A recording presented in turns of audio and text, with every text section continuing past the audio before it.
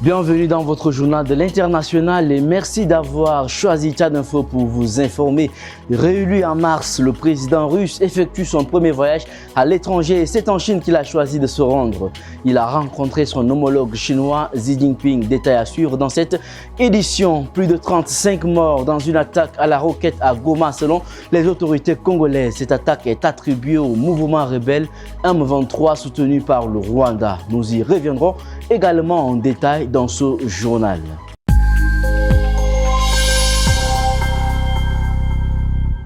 Mesdames et messieurs, bonsoir et bienvenue si vous nous rejoignez en visite officielle de 2 jours à Pékin. Le président russe Vladimir Poutine s'entretient informellement avec son homologue chinois Xi Jinping.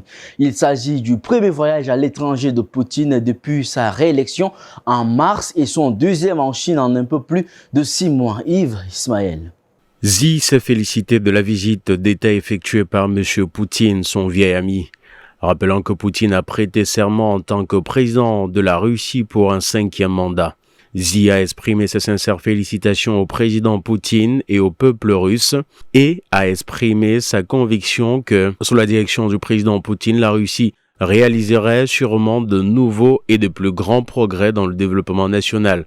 Les célébrations du 75e anniversaire des relations diplomatiques entre la Chine et la Russie sont un terme déterminant dans les relations bilatérales cette année. Depuis 3 quarts de siècle, les relations sino-russes n'ont cessé de se renforcer malgré les hauts et les bas et ont résisté à l'épreuve d'un paysage international en pleine mutation.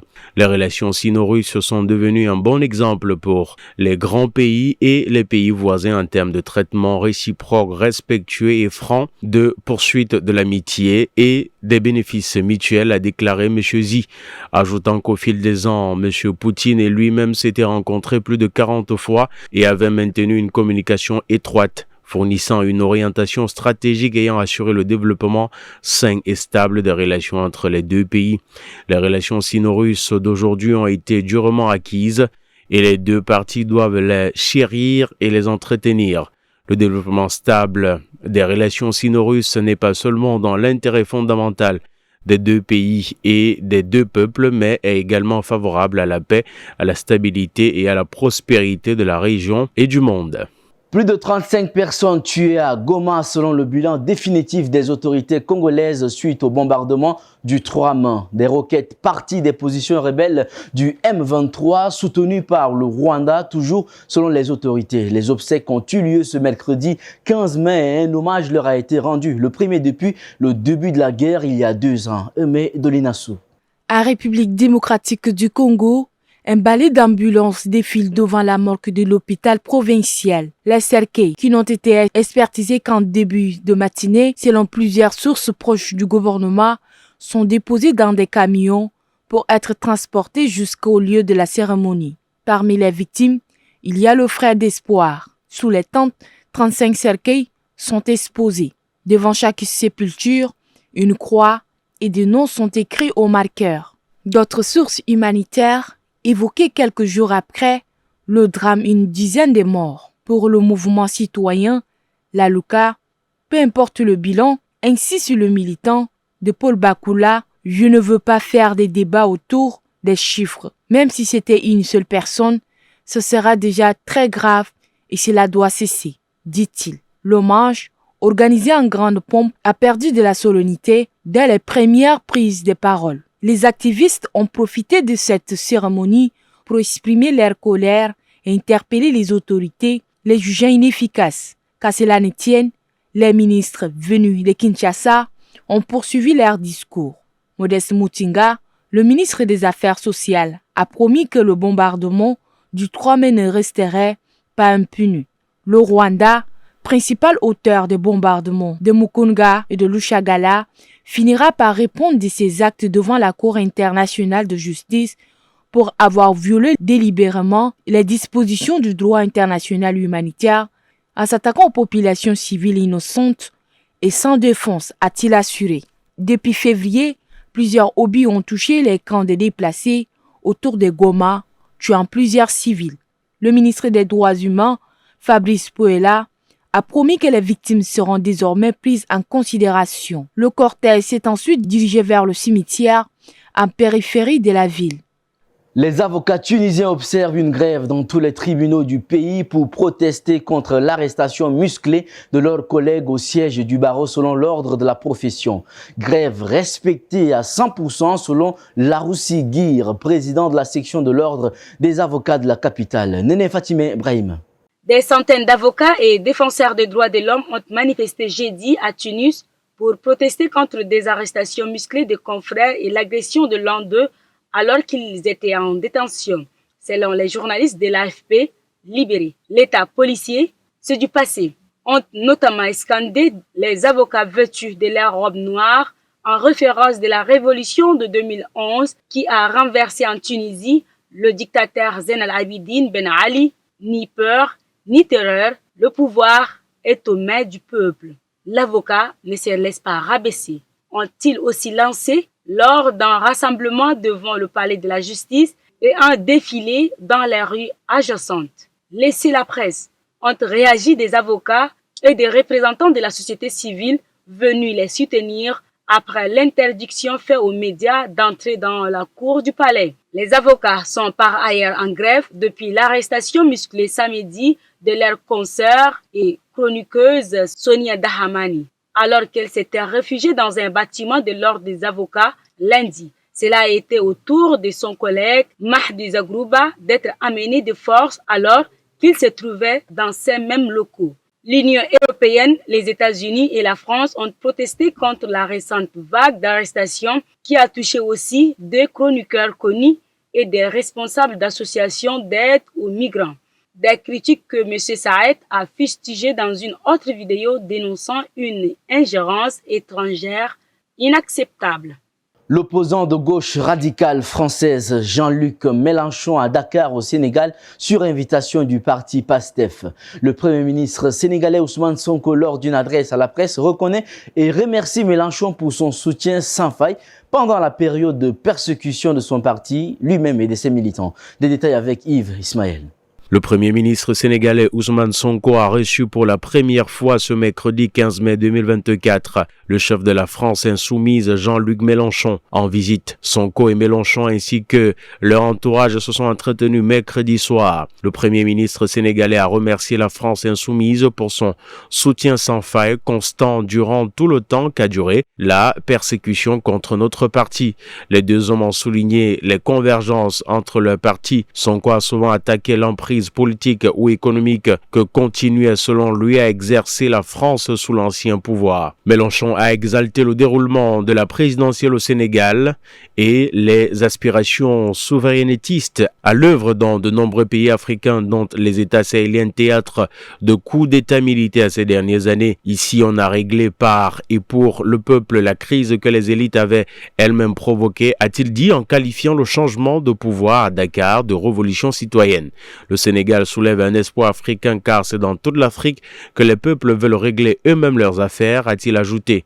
Le Mali, le Burkina Faso et le Niger ont rompu depuis 2020 l'ancienne alliance avec la France. La Guinée a elle aussi connu un putsch. Le PASTEF a annoncé que Sonko devrait se rendre prochainement dans ces pays. Ces visites annoncées ont suscité dans la presse des spéculations sur des diplomaties parallèles que mènerait le président et son premier ministre. Sonko s'est défendu contre tout amalgame au moment de recevoir Mélenchon. Ce n'est pas le premier ministre du Sénégal qui accueille Mélenchon, mais le président du PASTEF, a-t-il déclaré. Quelques 30 000 Géorgiens opposés à un projet de loi controversé voté au Parlement qui menace d'entraver l'adhésion du pays à l'Union européenne se rassemblent devant le Parlement dans le centre de la capitale Tbilissi. Les ministres lettons, estoniens, lituaniens et islandais des Affaires étrangères se sont joints à eux pour faire part de leur inquiétude. Néné Fatimé Brahim. Environ 30 000 Géorgiens opposés à un loi de projet controversé voté la veille au Parlement qui menace d'entraver l'adhésion du pays à l'Union européenne se sont à nouveau rassemblés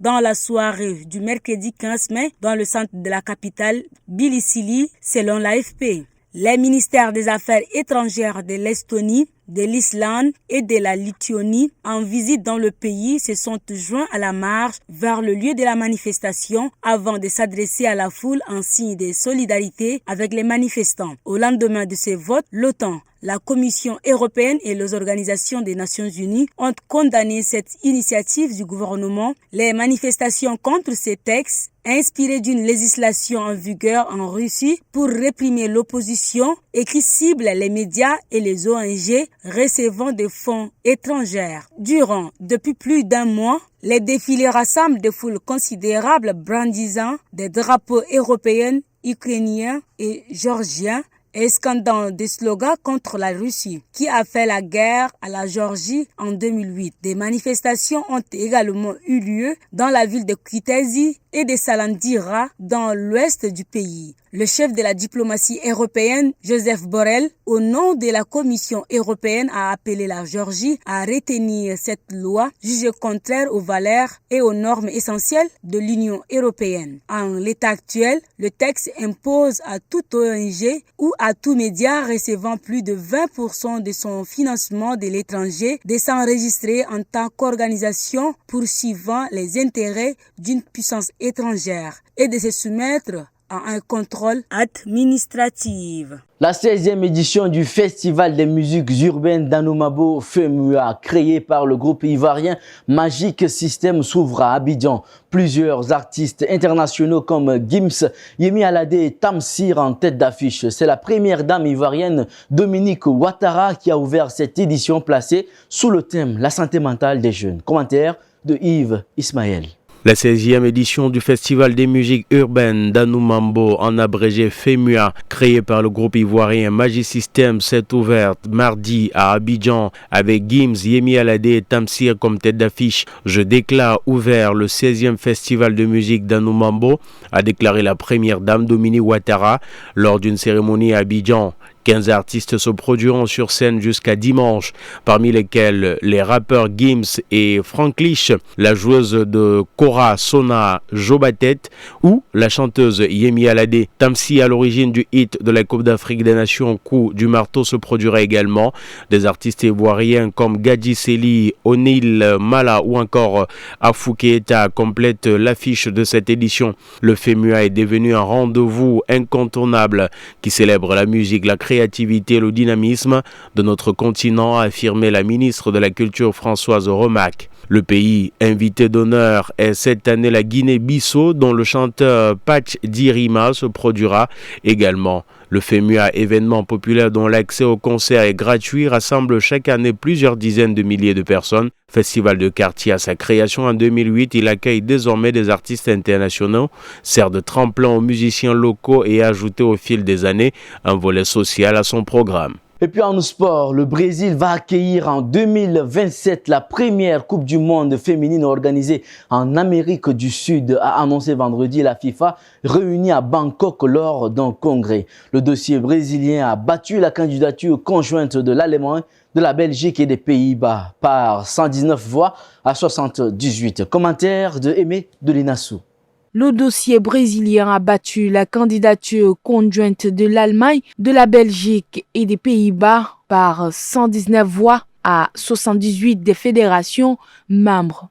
Je me sens extrêmement ému. Nous savons que ça allait être très difficile. C'est une victoire pour le football latino-américain et pour le football féminin en Amérique latine, a déclaré le président de la fédération brésilienne, Ednaldo Rodrigues. Pour sa 10e édition, la compétition s'apprête ainsi à explorer un nouveau continent dans la foulée du succès de la QV 2023 en Australie et en Nouvelle-Zélande, qui a battu des records commerciaux et d'audience sous un format à 32 équipes utilisé pour la première fois. La mise en concurrence pour accueillir des grandes compétitions de football est devenue rare. Les conditions, les éditions 2028 et 32 de l'Euro masculin ont été attribuées l'an dernier à des dossiers uniques en attendant les mondiaux 2030-2034 où ne figure à chaque fois qu'une seule partie prétendante. Le Brésil, terre de légendaires joueuses Formiga et Marta, avait obtenu une meilleure note technique 4 sur 5 contre 3,7 sur 5 des experts de l'instance, notamment grâce à des stades jugés plus performants. Contrairement à son homologue masculine, 5 fois titrée, la Seleção a été éliminée l'an dernier dès la phase de groupe durant laquelle elle a perdu contre la France. Et c'est ici que s'achève cette édition. Mesdames et messieurs, merci de l'avoir suivi. On se retrouve dimanche prochain pour un nouveau journal de l'international. Très bonne suite de programmes sur Tchad Info TV.